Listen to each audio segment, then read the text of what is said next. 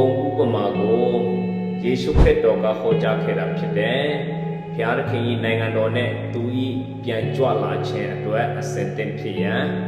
ဥပမာပေးပြီးတော့သင်ခန်းစာပေးထားတာဖြစ်ပါတယ်။ဒီကျမ်းပတ်ရဲ့အဓိကအချက်တွေကတော့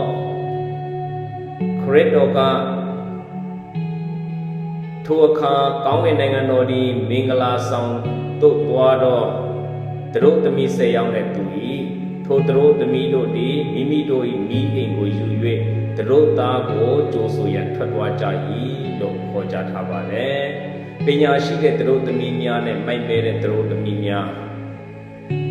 သူတို့သမီး10ယောက်နဲ့9ယောက်ကပညာရှိပြီးတော့စီမီအပိုကိုယူသွားကြတယ်။ကျန်9ယောက်မှမိုက်မဲပြီးတော့စီမီအပိုကိုမယူဆောင်လာကြဘူးဆိုတာကိုကျွန်တော်တို့တွေ့ရတယ်။သူတို့သားကနောက်ကျမှရောက်လာတဲ့အခါမှာအခန်းငယ်9မှာ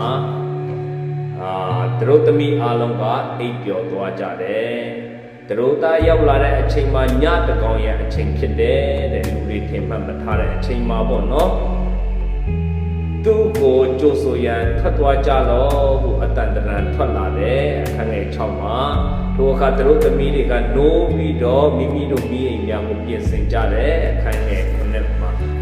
မိုင်မဲတော့သူတို့သမီးများကတော့ခက်ခဲမှုတွေကိုကြုံရတဲ့အဲ့ဒီအချိန်မှာစီမီမရှိတော့တဲ့အတွက်ကြောင့်မလို့ပညာရှိတဲ့သူတို့သမီးတွေရှိမှချိန်ခါကြတယ်သူတို့လည်းပညာရှိသူတို့သမီး9ယောက်တို့ကငါတို့ဒီတဲ့တင်တို့အတွက်ချီးဖို့မလောက်ဘူး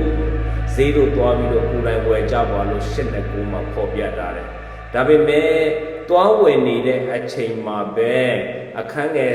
7-7မှာ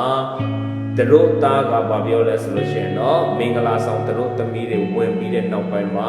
တကားကိုပိတ်ပလိုက်တယ်အဲ့ဒီအချိန်မှာသူတို့ပြန်လာပြီးတော့ငါတို့လည်းဝင်ခွင့်ပေးပါဆိုမှတကားကိုခောက်ကြတဲ့အချိန်မှာဘာဖြစ်သွားလဲမိုက်မဲတော်သူတို့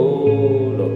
သခင်ခရစ်တော်ရဲ့မင်္ဂလာဆောင်သူတို့သားရဲ့မောင်းထုတ်ခြင်းကိုခံရတယ်ဒါကြောင့်မလို့မိတ်ဆွေတင်တဲ့ကျွန်တော်ကလည်းဒီကျမ်းပိုက်ကတရင်ပေးနေပါတယ်ဒီကျမ်းပိုက်ကနေ့တိုင်းကြားနေတယ်တရားဟောဆရာတွေဟောပြောနေပေမဲ့လည်းပြန်လဲဆင်ခြင်မိတဲ့ချိန်မှာ